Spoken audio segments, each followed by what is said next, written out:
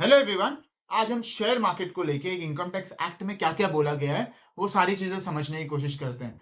तो हमने past years में तो देखे कि लोगों ने ट्रेमेंडियस रिटर्न्स जनरेट किए by investing in some good revenue generating shares. Similarly on the flip side there are other people जिन्होंने लॉसेस किए बाय इन्वेस्टिंग इन शेयर्स।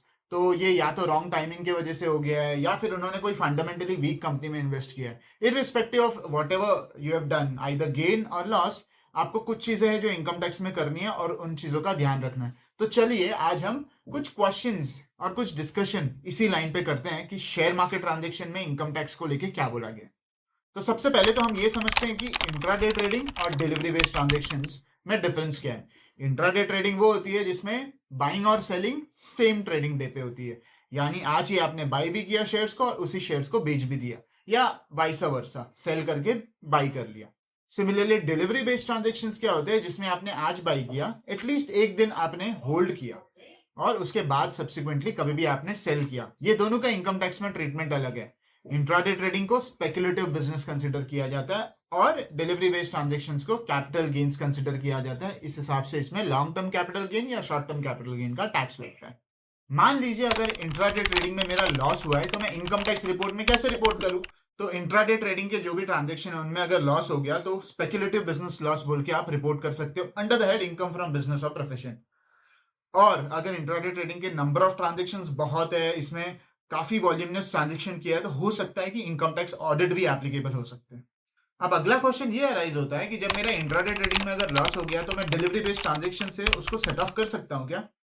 तो इसका जवाब है नो। आपके जो इंट्राडे ट्रेडिंग के लॉसेस है ना, वो आप डिलीवरी बेस्ड ट्रांजेक्शंस के प्रॉफिट से सेट ऑफ नहीं कर सकते हो। ये losses only and only speculative business income के ही प्रॉफिट से सेट ऑफ होंगे। अब इसमें अगला सवाल ये है कि डिलीवरी बेस्ड ट्रांजेक्शंस के जो प्रॉफिट जनरेट किए क्या उसमें मुझे टैक्सेस पे करना है। तो इसका जवाब है यस। यानी डिलीवरी बेस्ड ट्रांजेक्शन से आपने जितने भी प्रॉफिट जनरेट किए वो प्रॉफिट आपको दिखाना पड़ेगा capital gain under income tax return. तो मान लीजिए ऐसे कोई ट्रांजेक्शन किए जहां पे आपका होल्डिंग पीरियड, यानी आपने जिस डेट पे बाई किया वो बाई के डेट से लेके सेल के डेट में अगर एक साल से ज्यादा का गैप है तो वो लॉन्ग टर्म गेन हो गया। तो लॉन्ग टर्म गेन पे लोअर टैक्सेस लगते हैं विच इज 10%। और अगर ऑन द फ्लिप साइड अगर ये जो पीरियड है होल्डिंग पीरियड आपका एक साल या एक साल से कम है तो आपको शॉर्ट टर्म कैपिटल गेन लगेगा जो है 15%।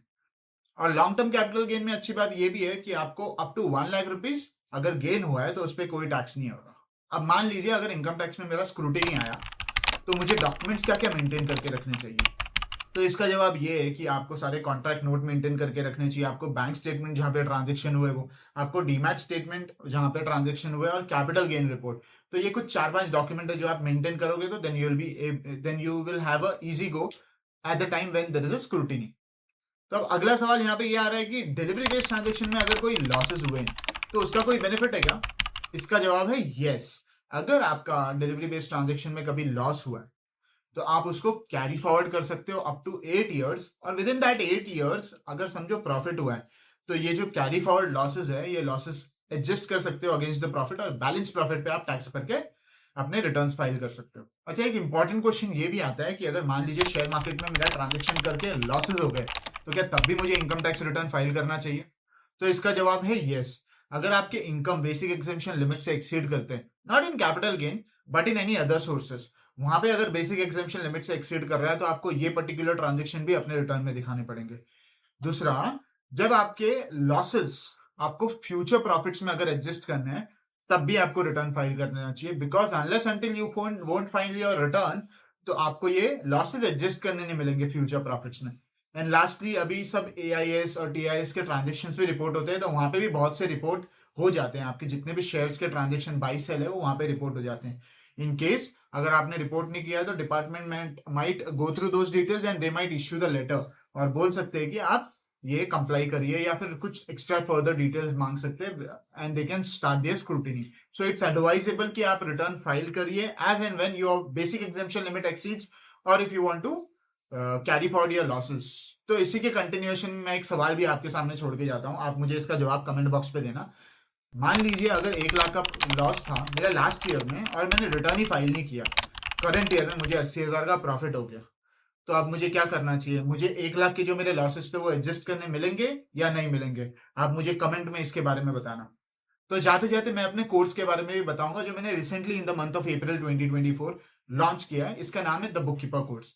तो ये जितने भी फ्रेशर जूनियर अकाउंटेंट होते हैं इनके लगभग 2 साल निकल जाते हैं। जैसे वो कोई एक ऑफिस ज्वाइन करते हैं, मान लीजिए हम चार्टर्ड अकाउंटेंट हमारे फॉर्म में ही अगर कोई आया तो उसे 2 साल का साइकिल लग जाता है पूरा चीज समझने में, सारे GST, income tax, TDS, accounts के एंट्रीज कैसे पास करने, फाइनलाइजेशन कैसे करनी है और डिप्रिशिएशन वगैरह वगैरह, जितनी भी एंट्रीज है ये सारी चीजें करने में लगभग 2 साल लग जाता है और सीखने में भी, वन टाइम एक्सपीरियंस मिलने में भी 2 साल लग जाता है। तो ये सारा जितना भी हमारा एक्सपीरियंस था about people who are coming to us और उनको हमें ट्रेन करने में टाइम लग रहा था, तो उनकी ट्रेनिंग टाइम और उनका लाइफ भी थोड़ा एक्सेलरेट करने का हमने सोचा और ये कोर्स प्रिपेयर किया जिसका नाम है द बुक कीपर कोर्स। इसमें लगभग 30 days में one can complete all the practical skills that they might need 2 years to learn। तो फिर आप देखिए ये पर्टिकुलर स्किल्स के बारे में, इसमें हमने upskillexchange.com में लिस्ट किया है ये पर्टिकुलर कोर्स को, और सारे करिकुलम देखो और फिर इसको बाय आउट कर लो अगर आपको ये चीज सही लगती है तो। ओके, चलो bye, see you some other time.